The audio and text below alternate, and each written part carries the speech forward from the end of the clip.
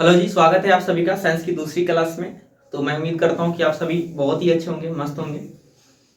ठीक है, तो पहली क्लास को आप लोग अच्छे तरीके से देख लिए होंगे, समझ लिए होंगे। अगर आपने नहीं देखा है तो पहली क्लास को जाके देखिए, क्योंकि हो सकता है कि अगर आपने पहली क्लास को नहीं देखा है तो यहाँ पे बहुत सारे ऐसी चीज़ें हैं जो आपको नहीं समझ में आएगा कि प्रकाश क्या होता है, प्रकाश का परावर्तन क्या होता है। तो मेरे हिसाब से अच्छा रहेगा कि आप लोग पहले पहली क्लास जाके देखिए। विज्ञान का प्लेलिस्ट बना हुआ न्यू बैच 2026 के लिए, ठीक है, आपको इसी यूट्यूब चैनल पे मिल जाएगा।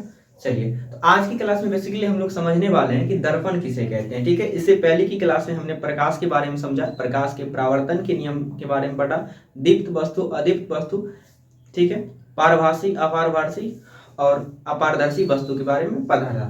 तो यहाँ पे अब है जो दर्पण के बारे में हम लोग पढ़ेंगे। आखिर दर्पण क्या होता है, आइए समझते हैं। ठीक है, देखिए दर्पण बेसिकली होता क्या है। मैं यहाँ पे दर्पण लेता हूँ, ठीक है, ये मेरे पास एक दर्पण है। चलो देखो, सबके पास होगा, ठीक है। तो बताओ इसमें होता क्या है। इसमें हम अपना चेहरा देखते हैं, ठीक है, मेरा प्रतिबिंब बनता है ना। इसी को हम क्या बोलते हैं, दर्पण कहते हैं। क्या आपने कभी सोचा है कि इस दर्पण में प्रतिबिंब कैसे बनता है। ठीक है, तो देखिए इसका सिंपल सा कंसेप्ट है। क्या अगर मैं अभी लाइट को बंद कर दूं तो क्या इसमें प्रतिबिंब बनेगा? क्या मैं अपना चेहरा इसमें देख पाऊंगा? नहीं देख पाऊंगा। क्यों? क्योंकि प्रतिबिंब देखने के लिए हमें प्रकाश की आवश्यकता होता है। तो होता क्या है, चलिए इस कंसेप्ट को समझते हैं। सबसे पहले उधर से लाइट आ रहा है, ठीक है, वो लाइट आने के बाद होता क्या है, ये हमारे आंख तक पहुंचती है। ठीक है, आंख तक पहुंचने के बाद क्या होता है, इस दर्पण में जैसे ही हम अपना प्रतिबिंब देखने की कोशिश करते हैं ना, वो प्रकाश का वहां से यहाँ पर मेरे जो बॉडी है इस पे प्रकाश की किरण आती है और परावर्तित होके क्या होता है, तो दर्पण में जाता है, जिसके वजह से क्या होता है कि हम अपनी प्रतिबिंब देख पाते हैं। बेसिकली यही कंसेप्ट है, ये परावर्तन के कारण हो पाता है। अगर प्रकाश का परावर्तन नहीं होता तो हम अपने चेहरा को इस शीशा के अंदर नहीं देख पाते। सपोज करिए कि ये जो पूरा शीशा है आखिर कैसे बनता है। तो यहाँ पे देखिए ये प्लेन जो है एक कांच होता है, कांच होता है, और इसके भाग में अगर आप लोग देखिएगा तो ये क्या होता है, इसके अंदर जो है, ये तो कवर लगा हुआ, इसके अंदर जो है ना, वो आप लोग देखे होंगे कि इसके अंदर वाले पोर्शन पर कलर कर दिया जाता है। क्यों कर दिया जाता है? अगर कलर नहीं करेगा तो प्रकाश की किरण हमारे शरीर या हमारे किसी भी वस्तु पर पड़ने के बाद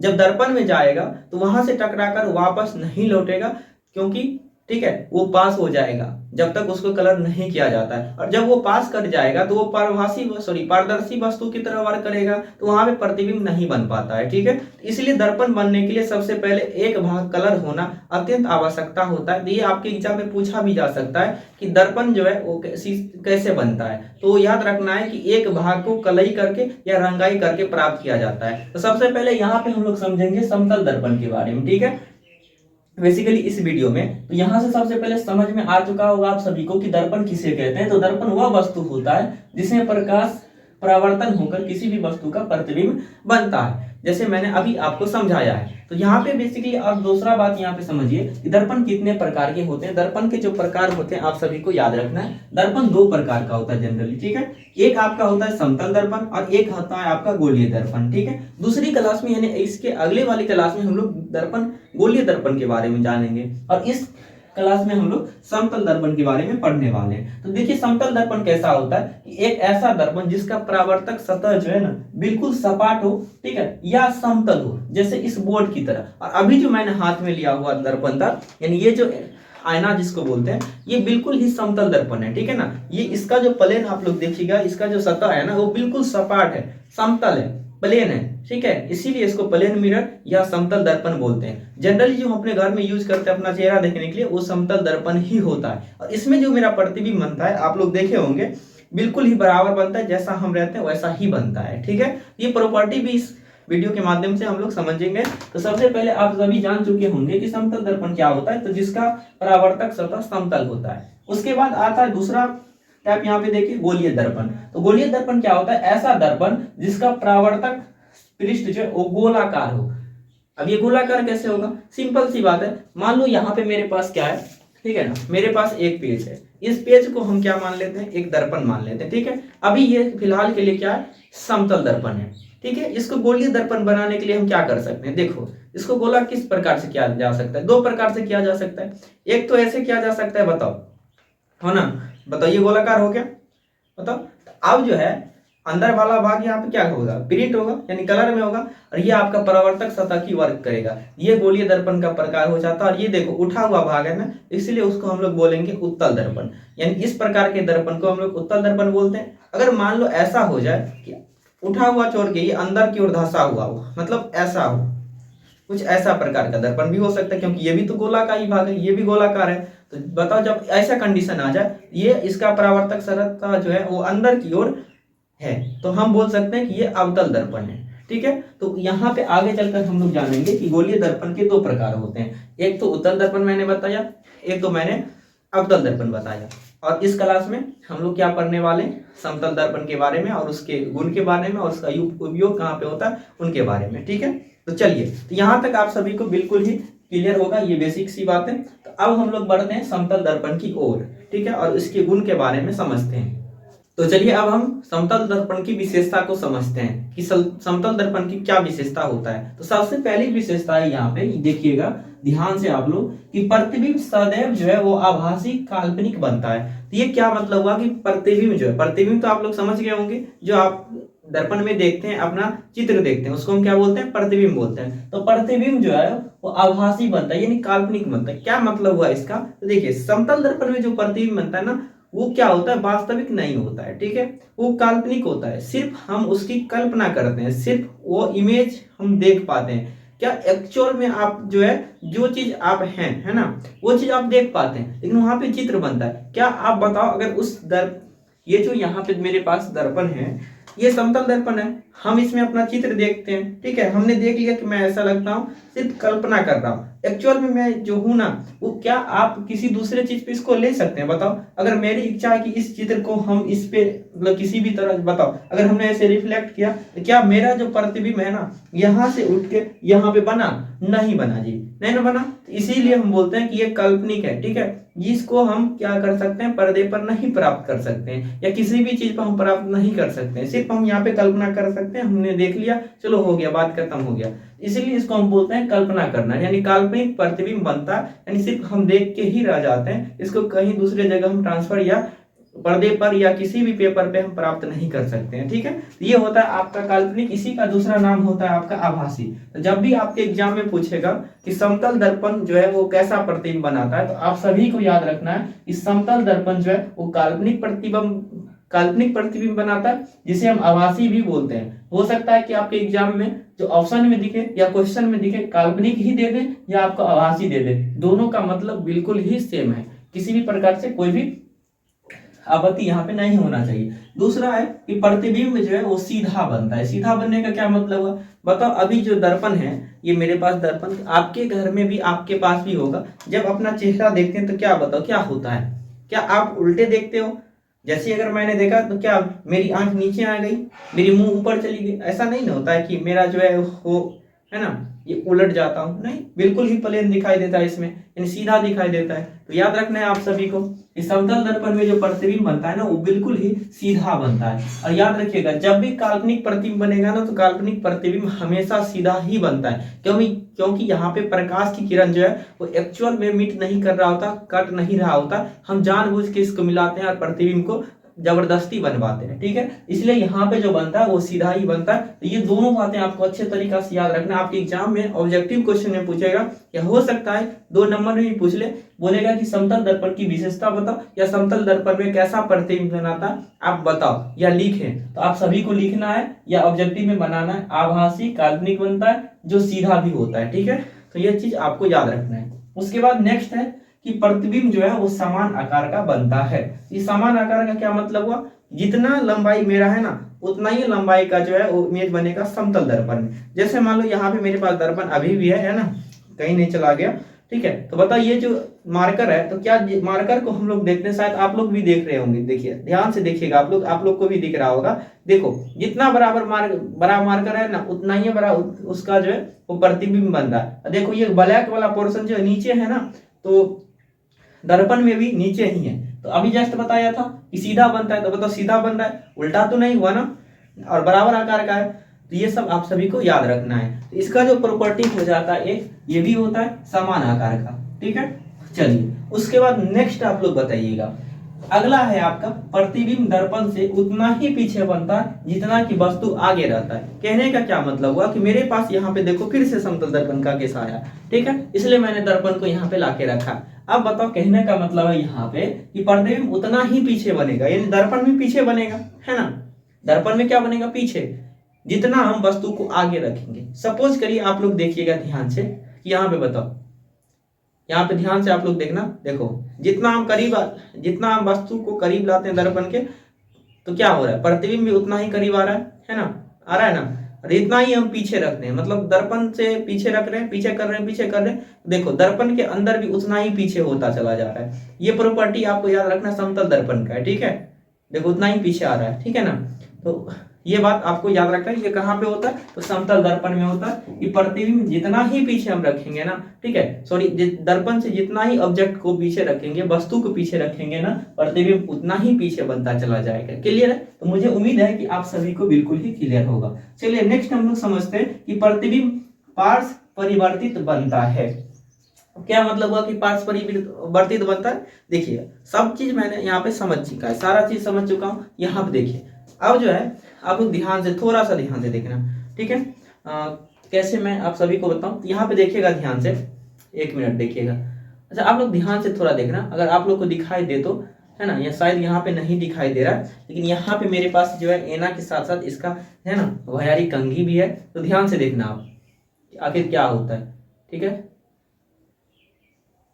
देखो यहाँ पे होता क्या है कि जैसे ही आप यहाँ पे मैंने मतलब जैसे ही यहाँ पे क्या किया, ठीक है, कंघी को लिया, तो कंघी का प्रतिबिंब जो है ना वो सीधा भी बनेगा, बराबर आकार का भी बनेगा, लेकिन पार्श्व परिवर्तित बनेगा, यानी ये जो है ना ऐसे चेंज होता हुआ दिखाई देगा। आप लोग ध्यान से देखिएगा, ऐसे चेंज होता हुआ आप सभी को दिखाई दे रहा होगा, ठीक है। यहाँ पे नहीं समझ में आता है तो यहाँ पे चलिए बोर्ड के ऊपर ही इसको समझाते हैं, आप लोग घर पे खुद से ट्राई करके देखिएगा ये पार्श्व परिवर्तित का क्या मतलब होता है। जैसे यहाँ पे ध्यान से आप लोग फिगर देखना, जैसे अंग्रेजी का लेटर हम आर लिया, ठीक है, आर लिया, मैंने यहाँ पे क्या रखा, समतल दर्पण रखा है, ठीक है। इसका जो इसमें प्रतिबिंब बनेगा ना मेरे दोस्त, तो बिल्कुल बराबर आकार का बनेगा, उतना ही आगे बनेगा, उतना ही पीछे बनेगा, ठीक है, और काल्पनिक भी बनेगा, लेकिन यहाँ पे पार्श्व परिवर्तित भी बनता है। कहने का मतलब हुआ कि ये आर जो है ना, ये आर अपनी पोजीशन को उल्टा देगा। कहने का मतलब ऐसे बन जाएगा, ये कुछ ऐसे बन जाएगा, ऐसे बनेगा, ठीक है। इसी को हम लोग बोलते हैं पार्श्व परिवर्तित। तो आप सभी को याद रखना है कि पार्श्व परिवर्तित क्या होता है, तो जो वस्तु रहता है ना वो अपने पोजीशन को चेंज कर देता है, ठीक है ना, उसको हम लोग क्या बोलते हैं, पार्श्व परिवर्तित बोलता है, ठीक है। यहाँ पे देखिए, जैसे मान लीजिए एक लेटर मेरे पास पी है, ठीक है ना, अब पी जो है वो पार्श्व परिवर्तित क्या बनेगा, तो क्यू बनेगा, ठीक है, ऐसे बन जाएगा, इसका उल्टा बन जाएगा। तो याद रखिएगा पार्श्व परिवर्तित जब भी आपको समझ में नहीं आए पार्श्व परिवर्तित, तो याद रखिएगा क्या बन जाता है, पी जो है ना वो क्यू बन जाता है। इसी को हम लोग क्या बोलते हैं, पार्श्व परिवर्तित घटना कहते हैं। चलिए ये भी लाइन आपको क्लियर हुआ होगा, मुझे उम्मीद है। उसके बाद यहाँ पे देखिए अगला पॉइंट है कि VO बराबर जो है वो 2 टाइम ऑफ V इमेज। इसका क्या मतलब हुआ, चलिए ठीक है, यहाँ पे देखिए इसका मतलब होता है वेलोसिटी ऑफ ऑब्जेक्ट, यानी वस्तु का वेग जो है ना वो दुगुना होगा इमेज के वेग का। इसका क्या कहने का मतलब हुआ, देखो मेरे पास समतल दर्पण है, ठीक है ना, अगर मान लो मैंने यहाँ पे रनिंग करना समतल दर्पण के सामने शुरू किया, मतलब मैंने दौड़ना शुरू किया, तो दौड़ना शुरू किया तो मेरा प्रतिबिंब भी दौड़ेगा, स्पष्ट बात है। लेकिन क्या अगर मान लो हम 5 मीटर प्रति सेकंड की वेग से दौड़ रहे हैं, तो क्या दर्पण में भी 5 मीटर प्रति सेकंड की ही वेग दिखाई देगा या उससे ज्यादा देगा? जी बिल्कुल उससे ज्यादा देगा, दुगुना देगा। अगर मैं 5 मीटर प्रति सेकंड की वेग से दौड़ रहा हूं ना, तो वहां पे 5 का दुगुना यानी 10 मीटर प्रति सेकंड की चाल से जो है वो दौड़ता हुआ उसका प्रतिबिंब दिखाई देगा। तो ये बहुत ही इंपोर्टेंट लाइन है, आप सभी को याद रखना है, ये समतल दर्पण का प्रॉपर्टी होता है, ठीक है। तो यहाँ पे देखिए जैसे कहने का मतलब क्वेश्चन भी जाए, मान लो कि अगर आप 5 मीटर प्रति सेकंड की दर से आप जो है यहाँ पे चल रहे हो, ये जो इसका प्रतिबिंब बनेगा ना, सॉरी प्रतिबिंब का जो स्पीड होगा यानी वेग होगा वो कितना हो जाएगा, तो 2 × 5 यानी 10 मीटर प्रति सेकंड की वेग से ये चलेगा। तो आपको याद रखना, ये काफी ही इंपॉर्टेंट पॉइंट है, ठीक है। जनरली आपको एनसीईआरटी बुक में ये देखने को नहीं मिलेगा, लेकिन फिर भी मैं आप सभी को बता रहा हूँ, ठीक है। अब इन सभी का जो है नोट आप लोग को नहीं बनाना है। क्यों नहीं बनाना, यहाँ पे आप लोग को समझना है सिर्फ, ठीक है। अगर किसी की मान लो इच्छा होती है कि नहीं बना लो, तो आप शॉर्ट नोट के तौर पे इसे बना सकते हो, ठीक है, ताकि आपको एग्जाम के समय रिवीजन करने में अच्छा रहेगा।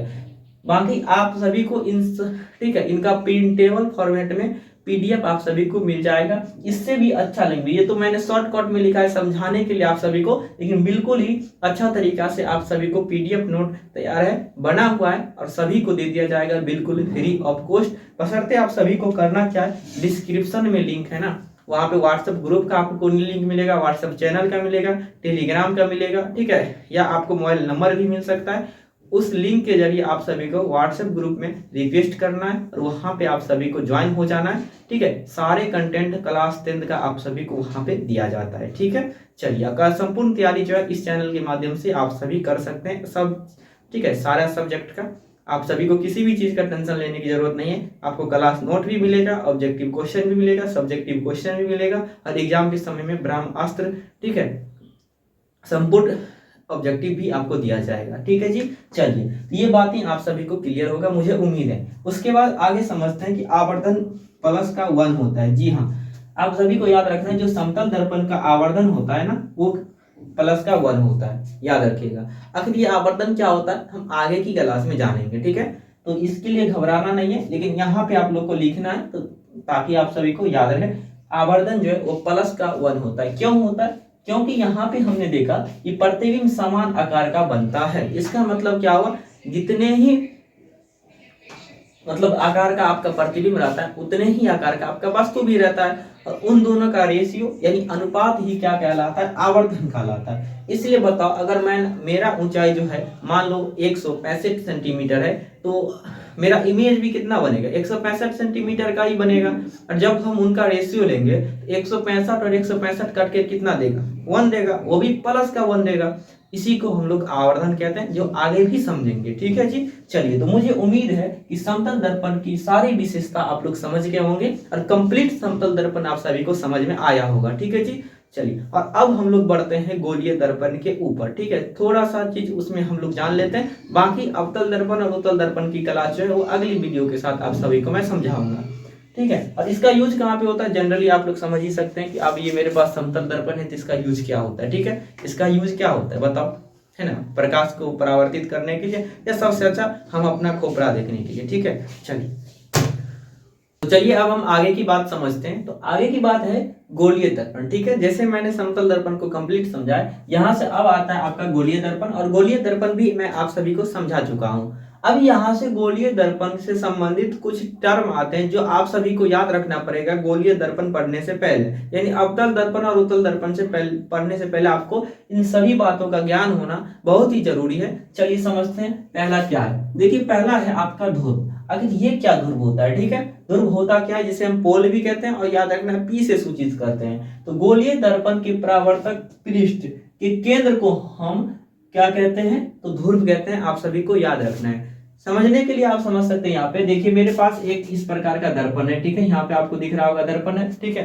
यहाँ पे ध्यान से देखिएगा, एक ये दर्पण मैंने बना रखा है, ठीक है। दर्पण आप जानते हैं कि गोलीय दर्पण कैसा होता है, तो एक गोले का भाग ही होता है बेसिकली। यहाँ पे समझिए, अब जो है ना, यहाँ पे देखो, तो ये यहाँ पे परावर्तक पृष्ठ है, ये पूरा परावर्तक पृष्ठ है। अंदर वाला भाग मैंने यहाँ पे अवतल दर्पण बना रखा, ये क्या है, परावर्तक पृष्ठ है। और परावर्तक पृष्ठ है, यानी कहने का ये मतलब है कि अगर मान लो यहाँ पे मेरे पास क्या है, एक मैंने यहाँ पे बनाया है आपका अवतल दर्पण, ठीक है। तो अवतल दर्पण ये पूरा जो होगा परावर्तक पृष्ठ होगा, परावर्तक पृष्ठ है ना। तो परावर्तक पृष्ठ का ये जो केंद्र है ना, ये केंद्र यहाँ पे बीच वाला जो केंद्र होता है ना, बीच वाले चीज को क्या बोलते हैं, केंद्र कहते हैं। ये बीच वाला जो है ना, ये मेरा पोल कहलाता है, यानी केंद्र कहलाता है। क्लियर है पहली पॉइंट, तो मुझे उम्मीद है कि क्लियर हो चुका होगा आपको। अगला आता है आपको वक्रता केंद्र। आप देखिए, यहाँ पे ध्रुव मैंने समझा, और यहाँ पे आता है वक्रता केंद्र, जिसे हम सी से डिनोट करते हैं। आप सभी को याद रखना है। तो गोलीय दर्पण जो है एक गोला का भाग होता है, हम भी समझते हैं, ठीक है। मान लो यहाँ पे मेरे लिए फिलहाल जो है, ठीक है, आप सभी को मैं दिखाता हूँ। चलिए, मान लो मेरे पास यही है, ठीक है, एक गोला है। तो अब बताओ, ये गोला है ना, ये गोला तो कटा हुआ भाग होगा। अभी मैंने जस्ट समझा ये ध्रुव था, लेकिन ये गोला इसका केंद्र कहाँ पे होगा, अब मान लो इसको हम गोलाकार बनाते हैं, इसका केंद्र कहाँ पे होगा, कहीं बीच में होगा, और इसको काट दिया आधा पर से, ये कट गया आधा पर से, जब आधा पर से कट गया तो इसका केंद्र कहाँ पे होगा, कहीं इस पोजीशन पे होगा। मतलब ये जो अभी कटा हुआ है, मान लो ये पूरा था तो इसको हम काट देंगे आधे से, तो आधा काट देंगे तो ऐसा कुछ बन जाएगा फिर से। तो ऐसा जो बन जाएगा, तो यहाँ पे आप लोग समझो ये जो होता है ना, ये यहाँ पे आपको इसके बीच वाले पोजीशन पे क्या बनेगा, ठीक ये जो मैंने अभी समझा था ध्रुव से जस्ट बीच में, यानी अब क्रिकेट का गेंद है, तो बताओ क्रिकेट का गेंद को अगर हम आधा काट दें, यहाँ पे समझने के लिए मैं 1 मिनट आप लोग वेट कीजिए।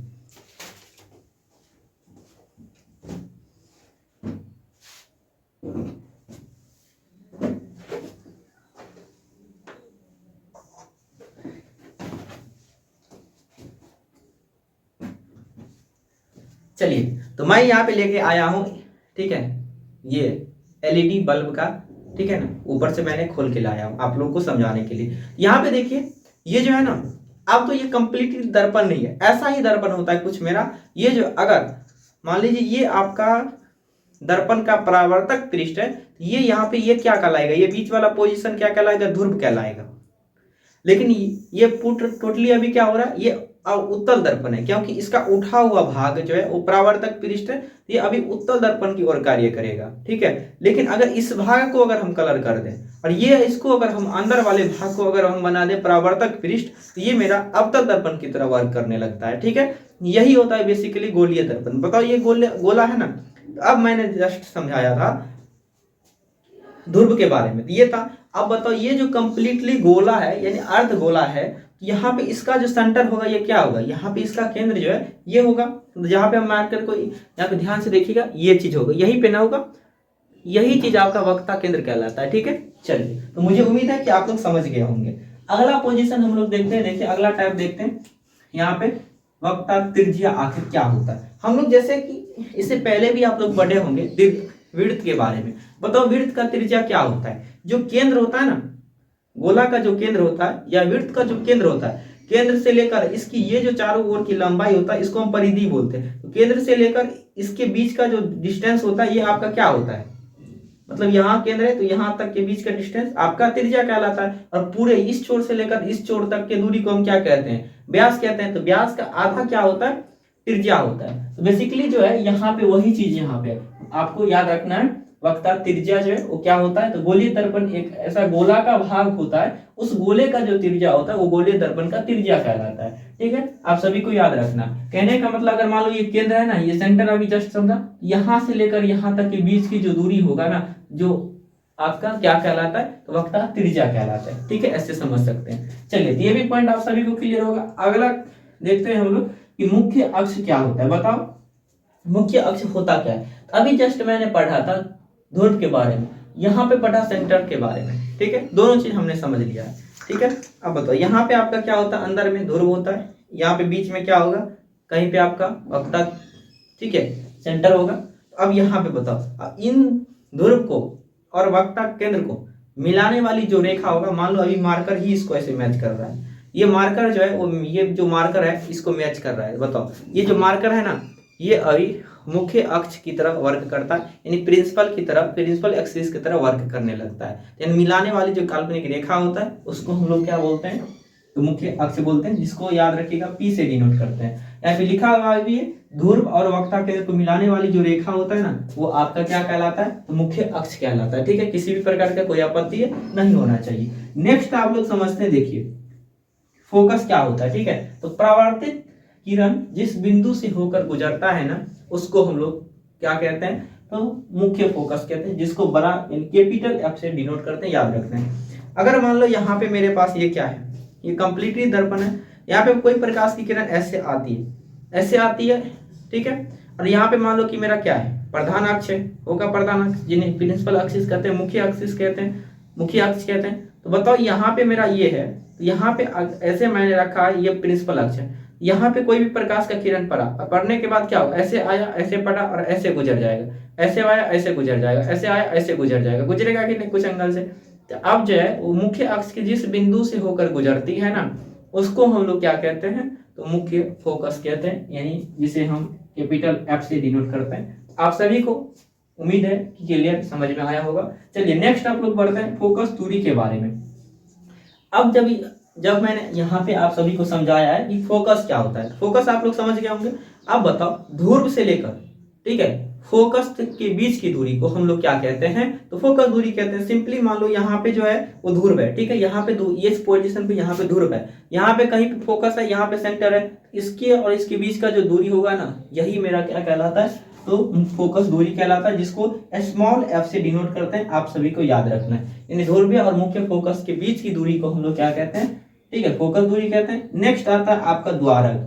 देखिए द्वारक क्या होता है, जो परावर्तक पृष्ठ की वृत्ताकार सीमा रेखा का जो व्यास होता है ना, वो आपका द्वारक कहलाता है। यानी यहाँ पे भी आप लोग समझ सकते हैं, देखो यहाँ पे एफ था, फोकस था, यहाँ पे ध्रुव है, इसके बीच का ये जो दूरी होगा ना, इसी को हम लोग फोकस दूरी कहते हैं, यानी एफ कहते हैं, capital F, sorry small F कहते हैं, ये आपका फोकस दूरी हो जाता है। लेकिन आप बताओ कि ये आपसे पूछा जाएगा, एग्जाम में पूछा भी है कि द्वारक किसे कहते हैं, ठीक है, तो आप सभी को बताना। देखो यहाँ पे परावर्तक पृष्ठ है ना, इसका जो व्यास होगा ना, ये आपका क्या कहलाएगा, द्वारक कहलाएगा, द्वार कहलाएगा, ठीक है। जैसे मान लो ये परावर्तक, अंदर वाला परावर्तक पृष्ठ है, इसका जो द्वार है ना, ये कंप्लीटली द्वार है ना, इसको आप लोग द्वारक बोल सकते हैं, ठीक है। तो चलिए ये टर्म्स आप सभी को अच्छे से याद रखना है, ठीक है। लिखना किसी की नहीं, समझना है, किसको शॉर्ट नोट बनाना है तो आप बना सकते हैं वैसे, लेकिन बनाने की कोई भी जरूरत नहीं है। आप पीडीएफ नोट जो है बिल्कुल तरीका से बना हुआ, अच्छे तरीका से आप सभी को वही ले लेना है सभी को, ठीक है जी। तो चलिए, तो आज की क्लास में हम लोग यहाँ तक ही रहेंगे और अगली क्लास में हम लोग बारी बारी से अवतल दर्पण और उत्तल दर्पण के बारे में समझेंगे, ठीक है जी। चलिए, तो मुझे उम्मीद है किसी भी प्रकार का कोई भी आप सभी को परेशानी नहीं होगा यहाँ तक में। अगर किसी भी पॉइंट पे आपको परेशानी आती है तो आप हमें व्हाट्सएप के जरिए भी पूछ सकते हैं, कमेंट करके भी पूछ सकते हैं, ठीक है, या आप उस पॉइंट पे जाके वीडियो को दोबारा देखिएगा, आपको बिल्कुल ही कंप्लीटली समझ में आएगा, मुझे उम्मीद है, ठीक है जी। चलिए मिलते हैं अगली क्लास के साथ, तब तक के लिए जय हिंद।